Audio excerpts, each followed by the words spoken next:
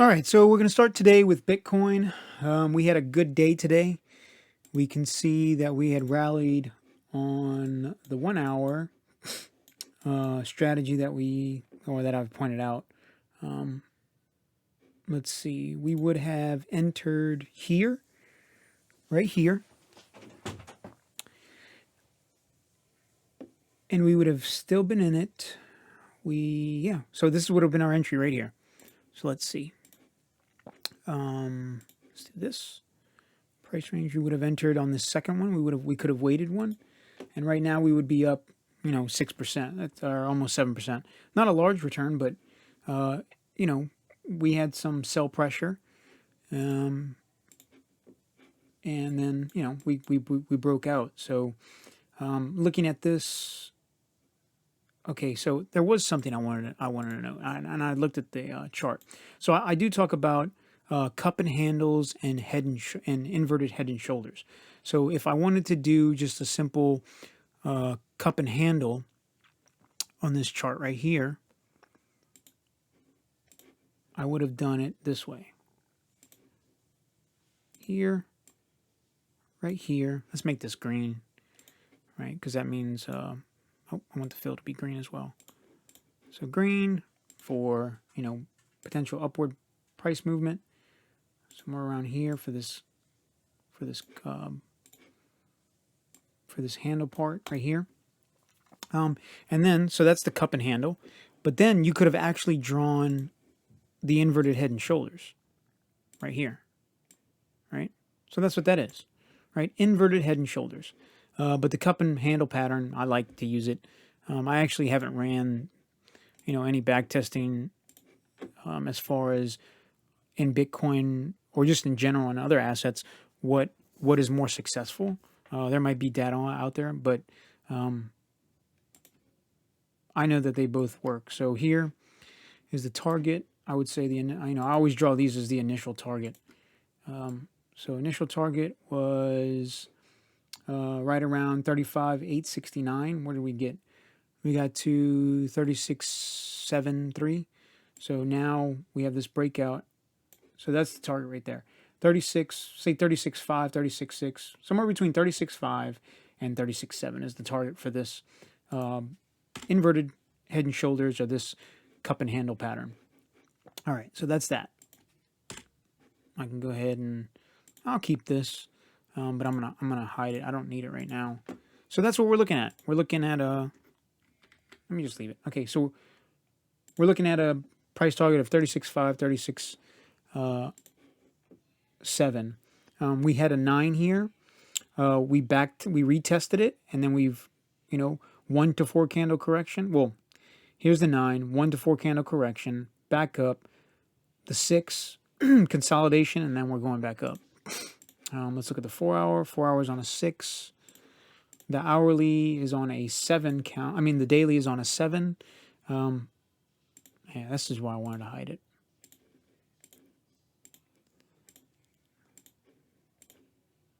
All right, let's see. There we go. So look at this peak. This is that's the day that Elon Musk tweeted, in hindsight, yeah, in retrospect, it was inevitable, and that's when he put the Bitcoin hashtag in his Twitter profile. Run up, sell off, got momentum. Let's see. Let's look at the CMF and see if that showed us, oh man, that's still selling off actually. So we're getting higher prices, but we're getting divergence in the price. Divergence, it's this. Let me just draw it.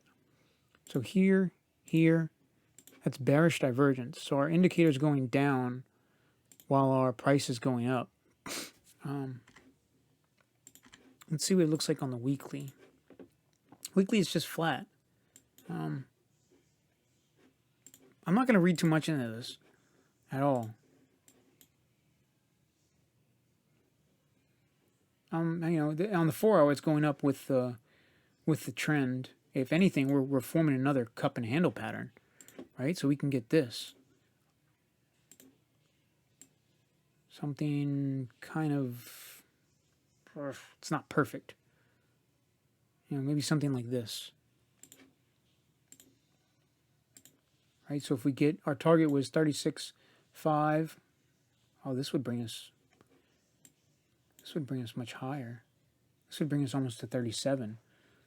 So maybe we run up, right? So we have our TD sequential saying that we can go 7, 8, 9. We had a 9 here. We had a pullback, come back up. We really want to break this 38 area. 37. If we get above 37, that'd be really, really good. This inverted cup and handle would bring us right there, right? Maybe we get some resistance. Maybe consolidate, maybe break down on the 9 count, and then we would come back up. This would be the cup and handle, the inverted cup and handle, and we would have an initial price target of right around 40. So, yeah, I mean, before I was saying that we were consolidating between 30 and 40,000, and I'm not worried about it. I'm still not worried about it. We're getting good price action. We had a lot of time for all these indicators to reset. The CMF isn't exactly the way I would like to see it, but the RSI was trending up. We broke it here, kind of sideways. Daily trending up. I'm fine. We're in the overbought area, but this can stay overbought. This is more of like a momentum indication right now. Indicator. CMF. We just looked at it. That was going sideways. On balance volume. Again, we really need a peak above this. But this can go up. This can actually trend down with price going up. Let's look at the funding rate. Because I know that we went negative. So I don't expect this to really go down on the weekly. On the daily, we had some shorts. That was actually good. Price went up. Net short, and then now we're going up. On the 4 hour, it was probably even more aggressive. This was the inevitable candle, what I called it. Then people went short, and then now we started going up. So, yeah, on the 4 hour, they're a little bit net long. I just think we're still in this consolidation until we break this 40 area, this area, all right here. We could still accumulate, man. This would be, good time to accumulate. Hash ribbons are probably fine. Yeah, they're fine. Is there anything that would be counterintuitive or, Lucid SAR? It's basically flat. Let's look at the Mayer multiple bands. Mayer multiple bands are just in between, this area. I said whenever we break this, it's usually a month, and we're to this upper band. That would be a tremendous price run up. Especially, that would be, within 2 months is what I said. So we could still do it by the end of the month. Would I really want that to happen? To be honest, I want more time to buy, to still enter. I wouldn't mind if we just kind of get in this 30, stay within these bands. Like, this band trends up. These bands trend up. This bullish extension and bullish area. This cycle's already kind of acting a little bit different. But, look in 2017, if we can just get some time here, have these bands start to trend up, maybe something like this. Or here, sideways, maybe get a dip, and then we get this final push to the top. That wouldn't be bad, because how long did this last? Oh, this lasted from August until it broke out in December, so 2 months. So we would have, December, January, February. We would break out in February for another, this could be a potential peak. Man, the upside for this cycle can be tremendous. I said this is just fun to look at, this cycle repeat, but yeah, I mean, this is saying 600,000. Let's look at the stock to flow real quick. Stock to flow, I mean, right where we should be. Actually, we're above where we should be for the regular, the original stock to flow. We're above it. We're still, this is still saying October to be somewhere around that peak. The cross asset, we haven't really gone up yet. We're below that. That should be at 55. Yeah, so we really haven't had a big like separation or breakaway. We're kind of just in the range, which is good. That's accumulation area. I mean, this is fine. We're getting some price movement, bullish, getting everyone, feeling good and happy about their positions. I don't have to draw anything here. Potential 2 more days of upside, and we'll see what happens. Am I ready to make some sort of prediction if we're going down? No, I'm just going to enjoy this run up. We can look at the Ichimoku cloud. That's starting to trend down. I mean, if anything, I don't see really any weakness. I mean, there was some weakness in the CMF, RSI, on balance volume. That's flat.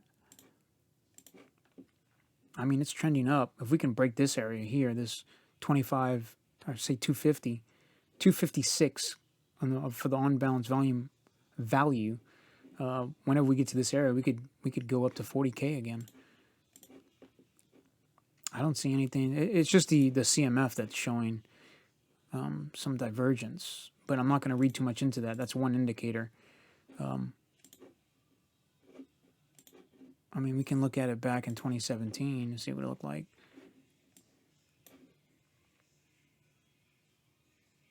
I mean, whenever we went to the top, it was trending up. I do not think this is the top at all. I mean, the way it accumulated and held is not an indication of a top at all. Look how small this little, I mean, this is 20K, right? This was the dream, and we broke right through it, and we're at 35,000. Yeah, I mean, I'm not going to say that this is, encouraging. Man, let me just really look at this. This is kind of counterintuitive, but it's just one indicator. So we're going higher, and we're getting divergence. Yeah, so maybe we go 2 more days of some upside, and then we get another sell-off. But again, this 30K area is just tremendous support. There's so many buyers here. So let's look at a different exchange. Let's just look at the index and see what that is telling us. That's still telling us. Let's look at Bitstamp maybe. Maybe it's just on Coinbase where you're getting this type of. No, it's happening everywhere. So something to watch. It's one indicator. Everything else is kind of in sync of where we should be, going sideways. I don't see anything urgent. Let's look at the S&P because I wanted to last time I did a video. So we had a pullback on the weekly. We went back to this 9. I had marked it here. We can take that off. That got retested. That was good. We're going back to the upside. So 9, 1 to 4 candle correction. Now we went a little bit, farther, but we had a drop. Pretty much regained everything that we lost last week. I don't see anything on the 4-hour. We can look at the CMF on that as well. Oh, no, I can't. Not on this index. Not on SP. I can look at it on SPY, but will it pull the on? No, this is the same thing. The RSI. Yeah, I try to keep it as simple as possible. RSI is trending up. I'm going to look at the SPY just to see the spider. So, yep. I mean, it's going to align, but I want to see what the money flow looks like. Trending up with the price. Yeah, there's nothing, not standing out like it was in Bitcoin. Yeah, so S&P, last week I said I wasn't really worried. Again, not really worried. We're on a 1. The RSI really isn't oversold at all. It's just towards the upper top area, which means the more we spend at this upper area, the more likely we are to break out. We can look at the monthly though. Monthly's on a 9. Maybe we surge above this 8 and we break out. And I mean, just because we're on a 9 doesn't mean we're going to get a pullback here. Back in 2016, we just kept on going up, and then eventually we had the large pullback for Corona. But what else did I want to talk about? I wanted to talk about so on one of my stock screeners, I had this trade right here, and I took it. So I found this Monday morning, entered whenever the market opened. So that was yesterday, right here. So and I didn't get in perfect. I didn't get in at the low. I got in right around $10. So solid oversold. Had the RSI also oversold area, but we were getting bullish divergence as price was going down. The indicator was going up. CMF exhibited the same thing right here, right? So sell off. It was kind of flat. Let's look at the daily. So we had got a 9 here. That was, I thought we were going to go higher. Whenever I'm looking at some short-term trades, if the 4 hour is, has a 9, I have a lot more confidence in that. I mean, you can see here price went lower, and there we go. We had our bullish divergence right here,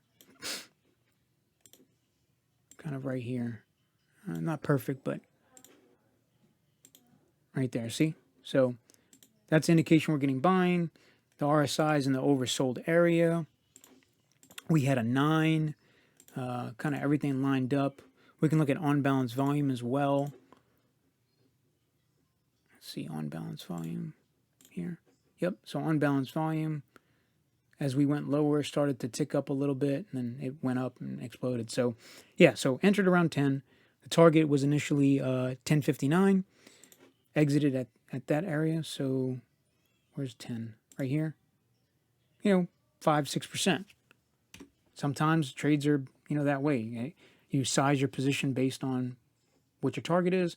It went there, went a little bit above it. Now we're kind of just holding on around it.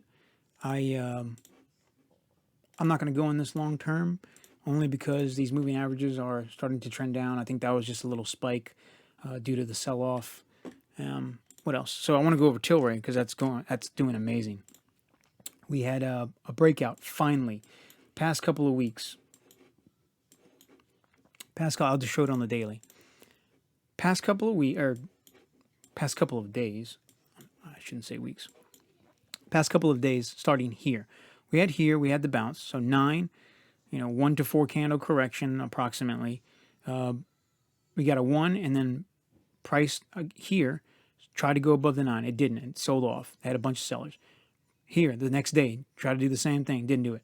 Here, the next day, tried to do the same thing. Didn't do it. Eventually, these sellers were going to,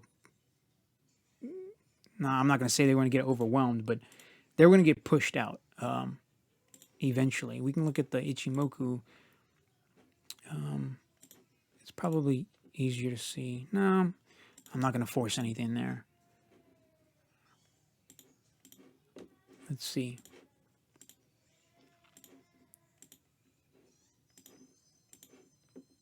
Yeah, I'm not going to force anything there. But we can look at the CMF. So here's the pullback. It was flat. There really wasn't much buyers. It was going down. The 4 hour, every time I tried to spike, it was going down. But I had, so this is kind of neutral, right? I had flat price, about, kind of flat price. Flat price with my indicator trending down.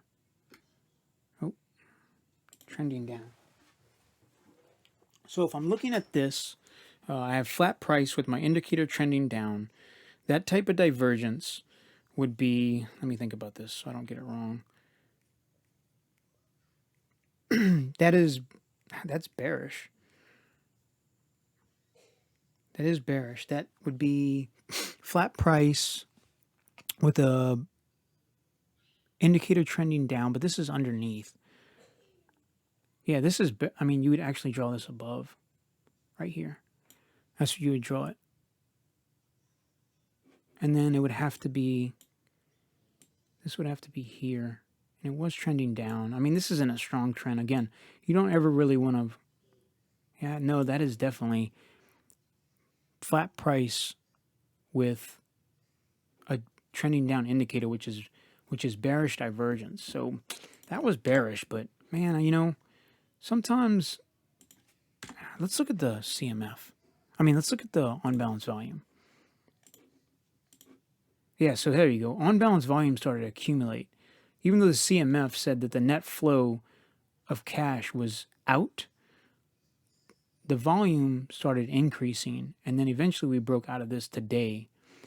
And then just looking at this, this was flat, and just we were constantly at this 9. I felt like we were gonna eventually break through it, and we did because technically there's resistance here. You can see it. Eventually, they're gonna, the buyers are gonna get. I mean, the sellers are gonna. The buyers are going to overtake the sellers. That's the way I felt. Let's look at the SAR. I actually didn't. Oh, then it broke. That's actually good. And here it broke it, so that could have been taken as bullish. Let's look at the 1 hour, right? I mean, I know the 1 hour works on this. So you would have exited, here. What was that, Friday? And you would have re-entered the first. So we had a close here, close here. You would have re-entered right here. So right around, 1895, right? Just say 19. This 1 hour strategy that we know works would have had you in, and especially we saw that price kept on trying to knock out the 2021 area, and then now we broke out today, 24%. You would be up, say 20%. So that was a good trade. Again, CMF not lining up really on TLRY or Bitcoin, but I'm bullish both, especially TLRY. I mean, we have this target here. We didn't really retest this area, but we accumulated along here, and then we had a big breakout today. Now what's next? $24 and $26 area is what's next. This is all the way back from, October 2019. This area is all the way back from September 2019. Those are just marks on TD sequential. I find that they're useful. Let's look at the Ichimoku cloud and see if we have anything. No, we broke above it so much. Weekly, there's not enough data there to really suggest anything other than that if the clouds here were within it, which is would mean major resistance. I think the SAR we probably broke. Yeah, we've been above it. Not really much. Let's see the RSI. RSI. Oh wow, we broke out this week, and we can keep on going up. I mean, we'll see how this goes. What's it on the daily? Yeah. So maybe let's think 7, 8, 9. So the February 5th. So 3 days from now. Would that be Friday? What's today? Yeah, Friday. That'd be Friday. Maybe look for a potential pullback. We get a big price run up, maybe to this 28 area. Let's draw. Do I have? Yeah, I have Fibonacci. I have the retracement here, but I have it from this area, and we've already broke above it, so this is no longer useful. I can delete that. But let's look at the longer one. Longer trend one is saying $40. This is back from. Oh nope, I have that drawn wrong actually. Let me draw this correctly. And then this is, I don't think I have any more. Fib retracement. Yeah, here it is. Here we go. So next area, 52. I like that other one actually, even though it's drawn incorrectly. Yeah, so this is from the bottom here up to where the potential price could be. Actually, it's not drawn incorrectly. It's just not the Fibonacci from the initial price run up, just from the bottom to the top. So this 40 area is still a valid area for resistance. So, man, I felt that whenever we broke out of that 20 area, that 25, 26, 28 area was major resistance, but we might just go right through this and then get to this 40 area, and then that 40 area would be something to watch for maybe a potential pullback, profit taking area potentially. Right now we're just trading this 1 hour 30 MA. That'd be simple, but we evaluate every day. We look at this, see what's going on. Like I said, the CMF didn't really align with it initially, but it's now trending up. As far as an entry goes, it wouldn't have helped. On balance volume would have. Let's look at the guppy. That's a collection of exponential moving averages. Yeah, so there's a big separation here. We got to kind of be careful. I mean, we had a big run up today, 20%, but I still think fundamentally and technically, yeah, see, so we're just crossing this. Yeah, maybe we haven't even reached the full potential of this. I mean, I hate to give price predictions, especially. I don't. I try to stay as humble as I possibly can whenever I'm doing this because I find in anything, if you start to lose that ability to be humble, you start to make mistakes. I don't want to make mistakes on this, but I do not, and I would not. I'm fully expecting this to reach these highs. If that bill passes the Senate, this is whenever Canada decriminalized marijuana. The United States, which is a far bigger market, decriminalizes marijuana, which I think is going to happen. These highs from 2018, we're going to get right to them. I don't, this is not investment advice, but that's what I'm seeing. And I think it's going to happen this year. It's all this price run up is going to happen this year. Monthly we're on a 4. Let's pull up the other TD sequential. This one actually starts to, yeah, so the 9's right here. Where's this 9 print? It's 9 printed at 24. It's a retest, that was a retest area. We pretty much got there today. What is it? 24.32. We didn't quite get there. But there's not much to add. I mean, this is really a truly young asset. I mean, 2018, it hasn't been trading that long on a grand scheme of things. It's a real young company. A lot of speculation on the market being basically blown wide open if that bill passes. I mean, I just don't see how this cannot go back to its all-time highs just on the momentum of that bill passing. So that's about it. I showed that little short-term trade, showed Bitcoin. Oh yeah, so silver. Last, real quick. I wanted to make this. I mean, I'm trying to make these videos quickly. So silver, man. This setup looks so good. And then look at this candle. That's a horrible candle. That's a reversal candle. We had all this momentum. We can even look at the hourly. I mean, that works on this. We went up. I mean, it was that would have been a decent trade here, right here. 17%, you would have exited. The problem is that the ETF that you would have bought, this is after the market closed, so you wouldn't have had an opportunity to exit. It would have opened the next day, and you would have been only up, 6%, 5%. I actually exited my position today, and I was pretty much it was a break-even trade. I was fine. There's so many other trades. Yeah, I think silver's going to do well. I think silver's going to, my target was 32. We got to like 30. I believe and I think with all the money printing and the stimulus that's going out, that we're at least very, very much going to get to the previous high. But I mean, even if I catch that perfectly, that's, that's 73% return. But just today, TLRY, we made, if you had entered on the hourly, you made 20%. So I think the prospects of larger return are definitely with the marijuana stocks over silver. Silver is a good investment. It's much safer. You're not going to have the big swings. The volatility is not going to be as much. I say that, but then look at this, 7%, and then boom, 8%. That's a big swing. You're all excited, and then the next day it gets crushed. Let's see if there was anything. I mean, you're not going to see it on the CMF. What could I have used? Let's look at the Bollinger Bands. We were outside of it, but it's still, this could have been a false breakout. I mean, it went above the 9. We had a daily, but I mean, the sell-off here was just not good. And we'll look at the ETF, and you can kind of, Wall Street Bets had a, short silver, but so one thing I'm going to say is, forums are nice to get ideas, but it's always important for you to go look at the chart yourself and get yourself, following the herd sometimes, and trend is my friend sometimes works, but I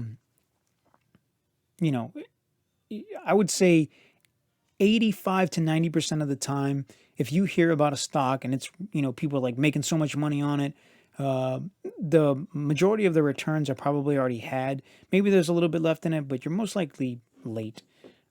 This run up could have been all that speculation on Wall Street bets. And nothing against Wall Street bets. I'm super happy. That's a good resource. There's a lot of people on there that know what they're doing. But I mean, look at this. Here, price run up. You're getting this divergence. Not that this means anything, because on Bitcoin this looks horrible. But look at this sell-off. I mean, today, that's weak hands, man. Like, there's people there's people that understand what they buy, and why they buy it. But then there's also a set of other people that, everyone wants to make a quick buck. There's always a dream of, putting a couple $100 and making a couple $1,000. But man, it doesn't work like that. This is not. You have to have a plan whenever you're entering a position, a target where you would want to exit and you feel happy with your returns. It's never wise to get greedy. So, I entered. I thought it was good. It ended up being a break even trade. What did I learn? I learned. I don't know. I didn't learn much. This broke out. This looked good. I thought this was gonna roll, and maybe this is a retest. But if this candle stays like this on silver, I think we're gonna go lower. I think we're gonna go back to these mid-20 areas. This was a false breakout. Eventually, this will break out, and eventually we'll get to this upper 30 area. Eventually, we'll get to this 34 area. The dollar actually looks pretty strong today. Look at this. This is rebounding on the weekly. We're getting these moving averages starting to trend up. If I'm looking for, here, this is above, the short term is above the intermediate. Here, we have a weekly, the short term above the intermediate, above the highs of the prior 3 weeks. That's bullish as can be. We're on a 6, this trended down, 9. Maybe we retest this area and we go higher. For the dollar, we had a 9. Look at this. These work. T sequential works. 8, pullback, 9. The 8 can be, 9, pullback. The 8 can be the reversal. Pullback, 9, a little bit, 1 to 4 candle, back down. 8, back down. This could have been a W pattern if you wanted, to draw that. Look at this. This could be a head and shoulders breaking out, or just really an accumulation area or area of resistance. Now we're on a 9, pullback. So I think that's what affected gold and silver, that this dollar started to show some strength. Sometimes I look at bonds. Let's look at bonds. Let's look at the 10-year bond. What's that ticker? I'm drawing a blank. Let's look at the interest rate. So I think it's 10. Yeah, got bond yield. Here we go. What's that doing? No, it's 1%. Look at this. Sell off on the weekly. There's a TD red 9, retested it, potentially going lower. Or we go sideways here and then we potentially break back up. But look at this long-term trend. Right here. Let me get rid of this so we can see it. Yeah, look at that. I had drawn a cup and handle. What's the ultimate target for that cup and handle? Negative rates. Look at this. There's a downward channel of rates. People that say rates going to go up, something's going to have to change tremendously.